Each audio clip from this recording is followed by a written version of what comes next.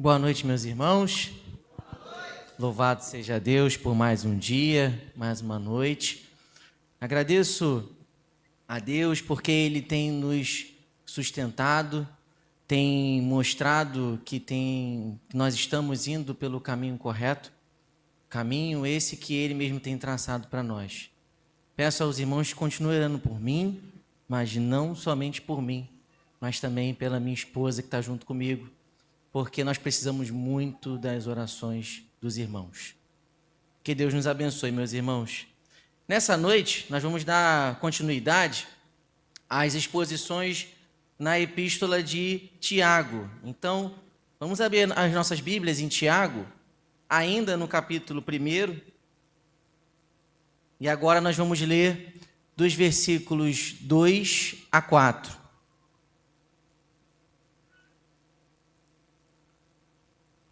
Tiago, capítulo 1, versículos de 2 a 4.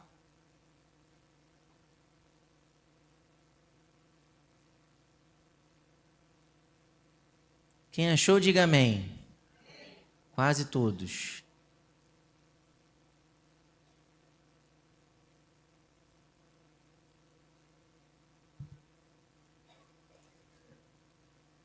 Últimas páginas virando, chegamos. Tiago, capítulo 1, versículos de 2 a 4. Diz assim a palavra do Senhor: Meus irmãos, tende por motivo de toda alegria o passardes por várias provações, sabendo que a provação da vossa fé, uma vez confirmada, produz perseverança. Ora, a perseverança deve ter ação completa, para que sejais perfeitos e íntegros, em nada deficientes. Povo santo, raça eleita, propriedade exclusiva de Deus. Nós nos definimos com muita firmeza dentro dessas qualificações. Somando com isso, ainda temos também os tesouros em vasos de barro, pedras preciosas, mais puras que o ouro puro de Ofir. No entanto, meus irmãos, nós sabemos que por trás, principalmente dessas duas últimas, o vaso de barro e o ouro puro, existe um processo muito grande por detrás. Ou seja, até que o barro esteja pronto para receber o precioso tesouro, ele precisa ser moldado. E às vezes ele vai ser quebrado para ser feito de novo. E o ouro puro, ele vai passar por altas temperaturas, até que saiam todas as suas impurezas. E aí sim, ele esteja terminada a sua purificação. Isso, meus irmãos, é o que Deus busca em nós. E isso é a maturidade que Deus quer que a sua igreja tenha. Portanto, hoje, nós precisamos entender e aprender e receber melhor as provações, entendendo a natureza principal do que elas significam para nós, para a vida do cristão. E também identificar o que Deus está fazendo em nós agora. Seguindo a mesma linha do último sermão, e é bom que nós temos isso em mente, nós estamos falando aqui do Tiago, que é o irmão do nosso Senhor Jesus. Mesmo que não se denomine aqui, ele é o autor dessa carta. Aquele mesmo Tiago que aparece nos evangelhos, não crendo nas obras do nosso Senhor durante a sua passagem na terra, mas que posteriormente à sua ressurreição teve um encontro com o Salvador. O Cristo ressurreto aparece para Tiago em 1 Coríntios capítulo 15, versículo 7. E que esse Tiago agora, que teve um encontro com Cristo, se considera servo dele e escravo da sua vontade. Esse mesmo Tiago também, depois do seu encontro com o nosso Senhor, tem a sua identidade, a verdadeira identidade revelada.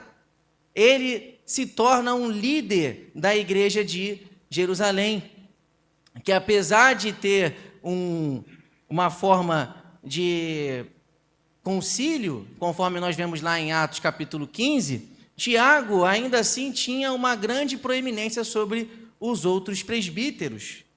E é bom também, meus irmãos, que nós entendamos uma outra questão muito importante, que esse Tiago agora, que está liderando a igreja do Senhor, e liderando a igreja de Jerusalém, está num momento de diáspora, de dispersão. A igreja foi espalhada pelo império. Aqui estamos tendo uma iniciação de perseguição após o assassinato de Estevão, lá em Atos, capítulo 7. E começa assim a perseguição àqueles que são do caminho, fazendo com que agora o povo de Deus, a igreja do Senhor, se espalhe pelo mundo conhecido. Essa igreja que ainda está em sua fase inicial, ainda não temos ainda todas as questões teológicas envolvidas que nós conhecemos a partir das cartas do apóstolo Paulo, e também que não tem ainda a desenvoltura sobre o evangelho aos gentios. Então, por isso, nesse momento, nós vemos que o próprio irmão que está aqui escrevendo essa carta está falando às 12 tribos de Israel. Mas essa igreja, apesar de tudo isso, tinha um entendimento muito bem estabelecido de que a salvação só era possível através de Cristo Jesus.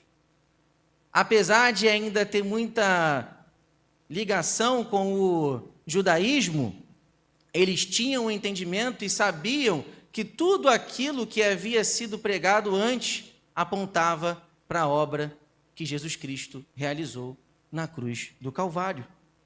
Então, Tiago agora está lidando com esses irmãos que precisaram sair das suas casas, que estão com novas comunidades em outros lugares distantes de Jerusalém, que essas comunidades, apesar disso, também estão sofrendo grande perseguição, passando até mesmo por alguns momentos de tensão interna. E não podemos deixar também aqui de pensar também na pobreza que isso leva. Você se deslocar de um lugar para o outro e muitas vezes não ter como fazer aquilo que você fazia antes. Além também de tentações espirituais. É sobre isso que Tiago vai tratar em sua carta. Então, como um bom judeu que é, Tiago vai trazer aqui para nós uma fé prática. Uma fé que não anda de acordo com questões abstratas, mas fundamentada e provada através de ações concretas. Mas, diferentemente daqueles que foram combatidos pelo próprio Senhor Jesus, Tiago vai pregar uma fé concreta, mas que é baseada numa mudança interna e genuína. Ou seja, uma transformação verdadeira, mas uma transformação que não para em si mesmo, mas que transborda, e transborda até alcançar o seu próximo. Por esse motivo, meus irmãos, antes de qualquer coisa que Tiago comece a falar aqui, ele precisava tratar do problema principal e inicial, que era a provação. Por esse motivo, ele vai falar aqui sobre que essa aprovação produz na vida do cristão. Mas nós precisamos também entender que provação, como ele vai falar mais para frente, não é a mesma coisa do que tentação. Por mais que a palavra original seja a mesma para ambas, o contexto aplicado é completamente diferente, e aqui nós precisamos de explicar. Provação, conforme o nosso irmão, é a dificuldade que vem de Deus para nos aperfeiçoar. E Deus, inclusive, vai fazer até mesmo uso do próprio diabo para isso. O exemplo que nós podemos ter disso é a provação que passou Jó. Não foi o Senhor que autorizou o próprio Satanás que tentasse Jó até o fim? Que provasse a sua fé até o final? Tirando tudo que ele tinha, sua vida, os seus bens, mas que não o matasse.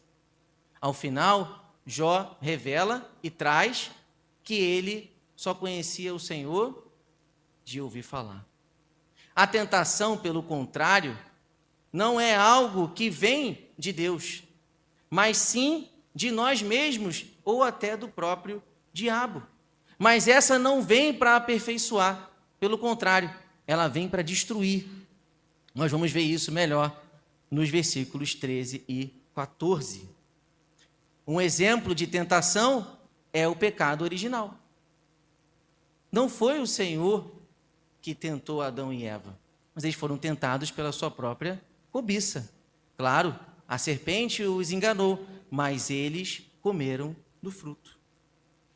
Por esse motivo, meus irmãos, a aprovação é a ferramenta de Deus para aperfeiçoar os seus. E isso pode parecer até mesmo estranho para muitos de nós, mas olhando para a história da igreja, isso foi o que nos fortaleceu e foi o que nos trouxe até aqui. Olhem o Antigo Testamento, quantas coisas o povo de Israel passou para que chegasse aonde chegou. Olha o que toda a história da igreja contemporânea agora, que nós estamos inseridos, passou para chegarmos onde nós estamos. Outro ponto importante aqui é entendermos também que a alegria pelo qual Tiago está falando não é uma alegria entorpecida, ou seja, não é uma alegria que vai negar a realidade diante da dificuldade, mas, pelo contrário, a alegria trazida aqui é a alegria que é citada por Jesus nas bem-aventuranças. Jesus diz que aqueles que são perseguidos e são caluniados, ou até mesmo mortos, por conta dele, são bem-aventurados. Então, aqui, nós temos que entender que essa alegria vai ser demonstrada porque nós, quando estivermos diante das provações, vamos entender que estamos no caminho, que estamos indo para a direção certa, que estamos sendo provados. Mas isso acontece por causa de Jesus. Esse é o motivo da nossa alegria. O povo de Deus foi martirizado, maltratado, por conta do nome de Jesus. No passado e hoje também. Mas isso não parou a igreja, não é verdade? É por isso que nós precisamos entender, nessa noite, que Deus amadurece o seu povo através das provações. Esse é o tema dessa noite. Deus amadurece seu povo através das provações. Deus amadurece o seu povo através das provações, confirmando a sua fé. Meus irmãos, quando nós nos deparamos no meio de uma dificuldade, quando nós estamos diante de uma situação difícil, por conta de sermos quem nós somos, cristãos, a nossa fé ali é confirmada. Tiago diz que esse é o motivo da nossa alegria, como nós colocamos aqui antes, porque nós estamos sendo colocados diante de uma dificuldade por conta do nosso Senhor, por conta de quem nós somos. E isso confirma o caminho que nós estamos percorrendo. Isso confirma a nossa fé. Por isso, nós entendemos que, à medida que a nossa fé vai sendo confirmada, Deus está nos amadurecendo. Deus está trazendo para nós o que Ele deseja que nós sejamos cada vez mais parecidos com Cristo. Quando nós nos deparamos com as dificuldades, quando nós nos deparamos com as provações, como o próprio povo na época passou, eles estavam sendo perseguidos e tirados das suas casas, perdendo os seus bens, sendo mortos por causa do nome de Cristo. E por que a nossa fé é confirmada diante disso? Porque a nossa fé é confirmada porque ela não se baseia em coisas que nós podemos ver, mas naquilo que nós não vemos. Esse é o significado da fé. A aprovação faz com que nós tenhamos a consciência reavivada, revivida, ressurreta, mostrando para nós que a nossa vida não finaliza aqui. A nossa vida vai além daqui, no novo céu e na nova terra. A aprovação nos mostra e nos distancia das coisas terrenas desse mundo, fazendo com que a nossa fé se aprimore, amadureça, cresça, olhando para Cristo, olhando para o novo céu e para a nova terra. Em segundo lugar, Deus amadurece o seu povo através das provações, desenvolvendo neles a permanência ou a perseverança. Percebam que através ali da confirmação da fé, ou seja, através daquilo que você começa a enxergar, que é o mundo vindouro, a vinda de Cristo, as obras do nosso Senhor, nós começamos a ter uma maior paciência. São palavras correlatas, que nós vamos tendo contato, porque nós começamos a entender e a ter calma diante da dificuldade. Mas não uma calma entorpecida, como a gente estava falando anteriormente da alegria. Mas nós temos paciência, porque sabemos o final de todas as coisas. Somos relembrados disso. Isso acontece através da confirmação da nossa fé, que desenvolve em nós, então, a perseverança, que nos faz continuar firmes, acreditando naquilo que o Senhor prometeu para nós. Eu vou preparar-vos um lugar. Posso morrer aqui, posso morrer agora, mas sei que o Senhor foi preparar para mim um lugar. Isso amadurece, isso faz crescer, isso faz com que nós olhemos para o local certo. E por fim, Deus amadurece o seu povo através das provações, aperfeiçoando eles. Como nós vimos anteriormente na carta do apóstolo João, o Senhor vai, através do tempo, amadurecendo o nosso amor, porque Ele é amor. Não é diferente, a princípio, do que a aprovação nos causa. Ela vai nos trazendo, além da permanência, da confirmação da fé, ela vai nos fazendo, como o próprio Tiago coloca aqui, a perfeição, a integridade, a não deficiência, ou seja, nada mais falta, nada mais tira o sentido daquilo que nós temos que ser. Nós sobrevivemos àquilo que poderia ter nos derrubado, e isso nos faz mais fortes, isso nos faz mais amadurecidos, isso nos faz mais próximos de Cristo.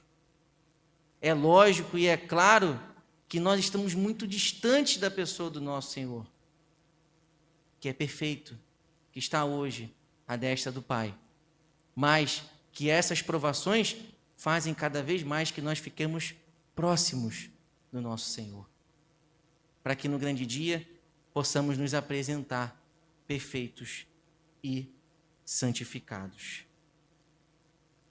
Meus irmãos, para amadurecer na fé, é necessário entender o processo da provação. Assim como o vaso de barro, assim como o ouro puro, nós precisamos passar por esses processos. É difícil, é doloroso, mas vai valer a pena. Porque, através disso tudo, o Senhor Deus nos dará uma coroa de glória. Não nos esqueçamos, meus irmãos, das próprias palavras de Jesus Cristo, em sua oração sacerdotal, em João capítulo 17, que ele deixou duas coisas muito importantes para nós. Ele diz ao Pai: não peço que os tire do mundo, mas que os livre do mal. Só que antes disso, ele fala uma coisa muito importante também. O mundo os odiou porque eles não são do mundo, como eu também não sou. Esse mundo não é lugar de regozijo. Esse mundo que nós estamos não é lugar de conforto. A provação revela isso. Faz com que nós tenhamos essa lembrança de que nós não somos daqui e que nós não devemos nos acostumar com essa realidade terrena, com esse sistema diabólico e maligno. Mas sim que nós devemos continuar, como o próprio Senhor disse, vigiando e orando. Que Deus nos abençoe. Em nome de Jesus. Amém.